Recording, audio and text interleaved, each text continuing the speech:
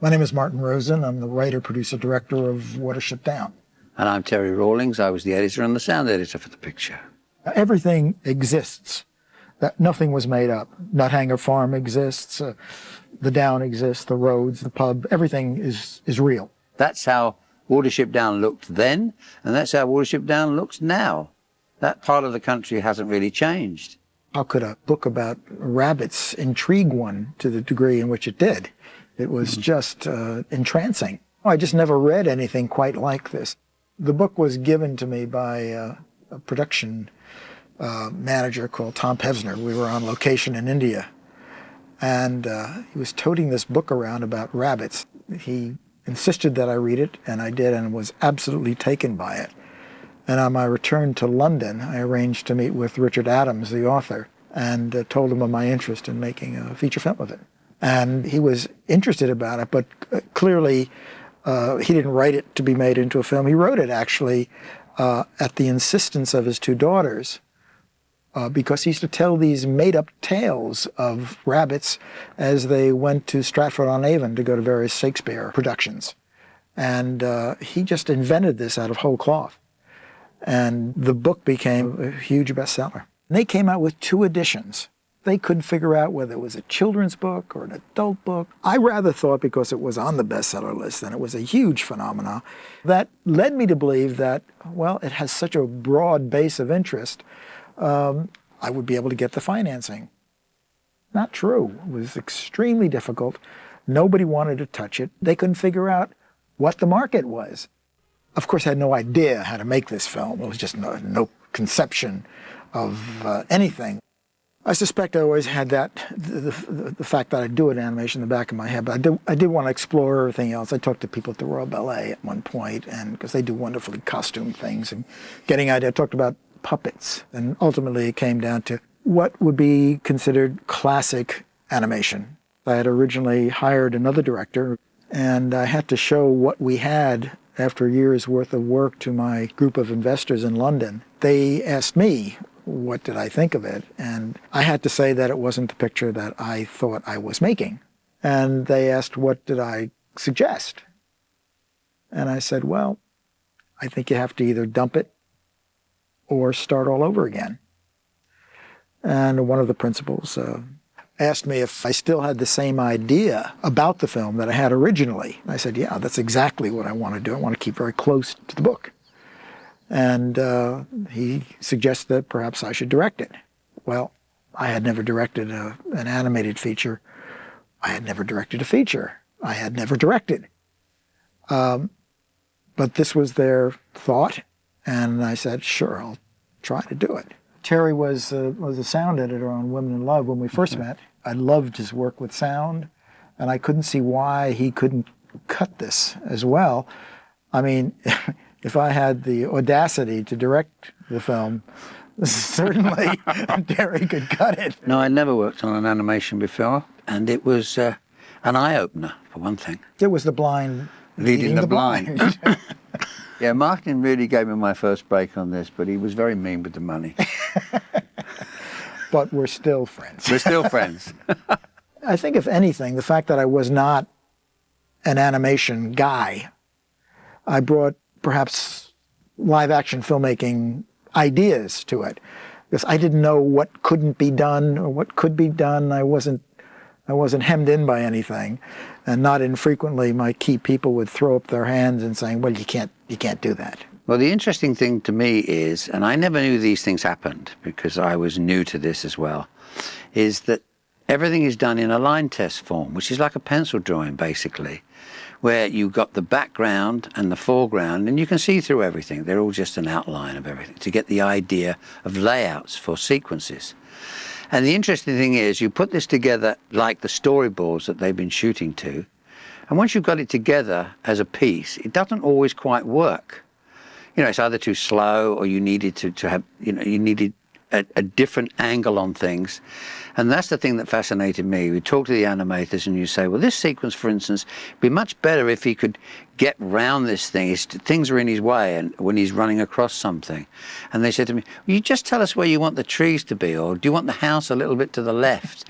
I mean, I thought that was fantastic. the idea of recording all this as a play first, Right. and then animating to this, and then realizing once we got it together that now we could give these rabbits character. I think normally in animation you record in advance anyway, but I felt after everything was done that if someone like Sir Ralph Richardson had an opportunity to see his performance in context with the rest of the film, they would give something else without me directing them necessarily.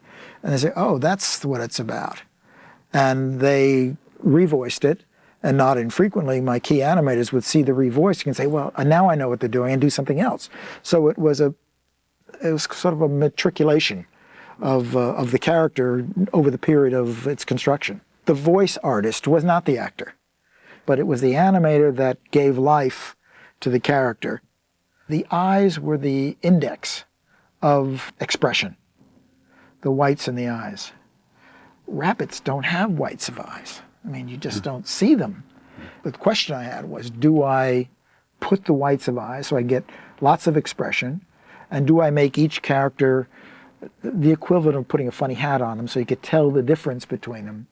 And I said that I just didn't want to do it that way. And it was through a process of designing model sheets of all the characters that led us to what we finally selected. I think the great thing about this is after the first few minutes of this film, you start thinking that they're real.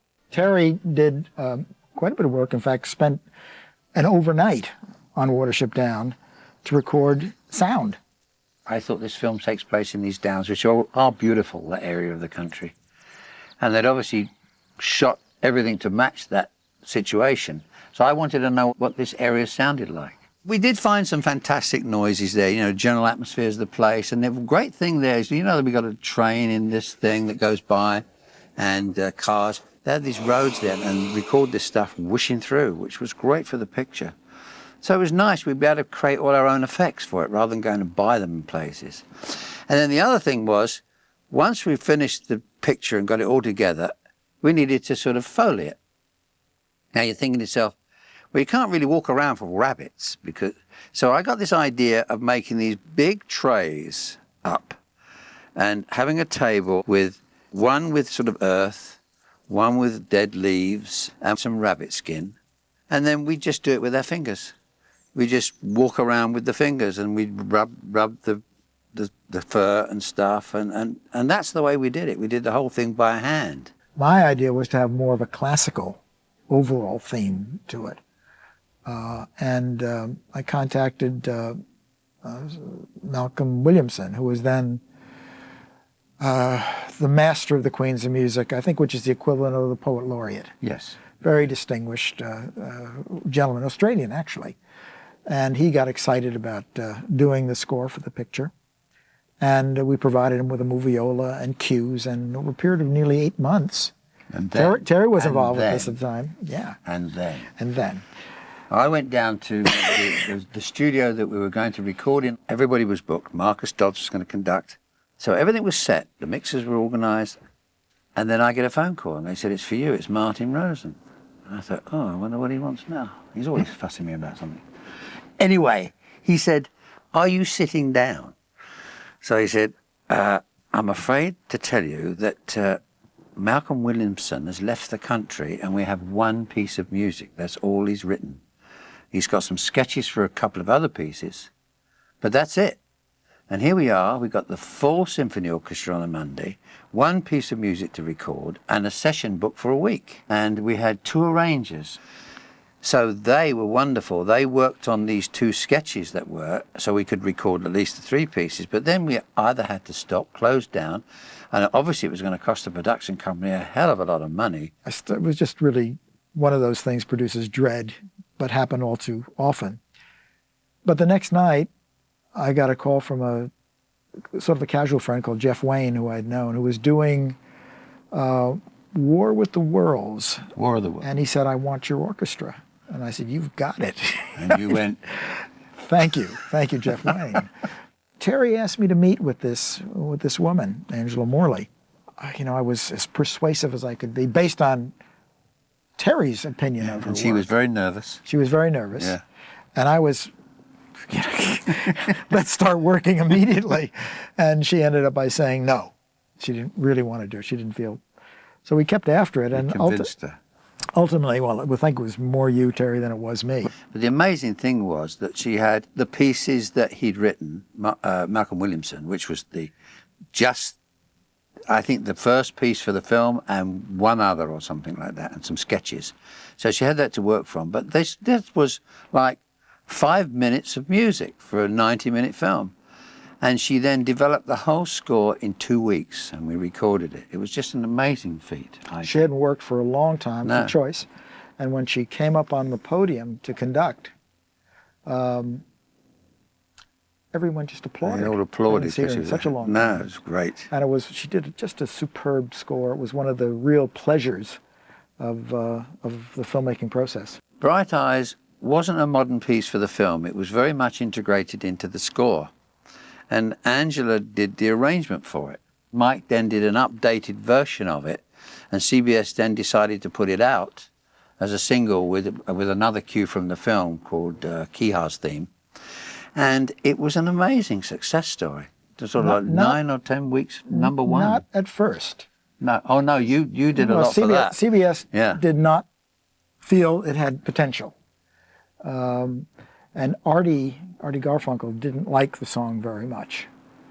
And it was kind of sitting there, and I was saying, gee, fellas, can we get a little action? And I remember one of the executives there said to me, look, if the record shows it can move, and these are the exact words, the big red machine, i.e. CBS Records, would do its job. My publicity person got me an interview with, I guess the equivalent of Oprah in England, a man called Terry Wogan, radio. Yes, he had this incredible morning show. Oh, it was a fabulous show. Millions of people listened to him. Yeah. And I brought the record with me. And he said, well, let's play it. Well, it just went to number one. And indeed, the big red machine did its job, and it went platinum in a lot of countries. In fact, in some countries where the picture came out first, remember this particularly in Holland, and the picture was number one in Holland for about 13 weeks. And then they gradually went into smaller cinemas, as is so often the case. And then the song came out, and it went back to number one for 5 or 6 more weeks. That was the importance of that record. After the film was completed,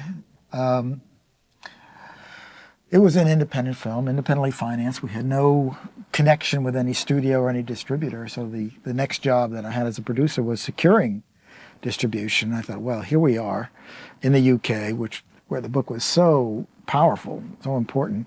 I'll certainly be able to get a fine distributor. Well, the fact of the matter is nobody wanted to touch it. Nobody. And, first time, okay. The second time, someone turns it down. The third time, you start getting a little worried about it. A couple of days later, I get a phone call from Jim Higgins. He said, I really like this picture. I think it could do really well in the UK. And I said, well, I'm glad to hear that, but can you do anything about it? And he said, well, I can't give you an advance because I'm not in that position right now, and Alfie's in the hospital. He wouldn't do it. So all I can offer you are the 5 premier theaters we control. It was Leicester Square and Fulham Road and some really good locations. Yeah. But I can't pay you any advance. This is what you're making the film for, is to get some advance in. And we can't put up any advertising money, and we can't make prints. So I said, well, you're giving us the 5 theaters, which we're going to have to buy, in effect. He said, yeah. But that's a lot more than I had at the time, which was 0. So I went back to my investors, and I think, long story short, it was the second or third biggest grossing picture in the UK at that time. And the dividends that we received, because we had to put up all the money, we got a much better deal than we normally would have gotten. So it was serendipitous that no one wanted it, and we had to go in this direction, which proved to be, very good for everybody. As a compelling underlying story, it's really Moses leading the children to the promised land. I mean, that's a great theme, and things happen along that journey. I mean, it's a quest, basically. The characters had an opportunity to live a very rich life in this warren. but they had to give up their freedom to do this. And in giving up their freedom, they became a rabbit in a pot for a farmer. So the question, the moral question, the sociological question was, do you have a comfortable life, but yet sacrifice one of your members in order to have that life? Or do you retain your own independence? I think it's a story that is sort of timeless. It says very sort of moral things. And because it is animation, it stands up. If it was a live action show, it wouldn't be standing up as well. It is timeless the way it was made, and it will never change. That's what I think is its strength as well.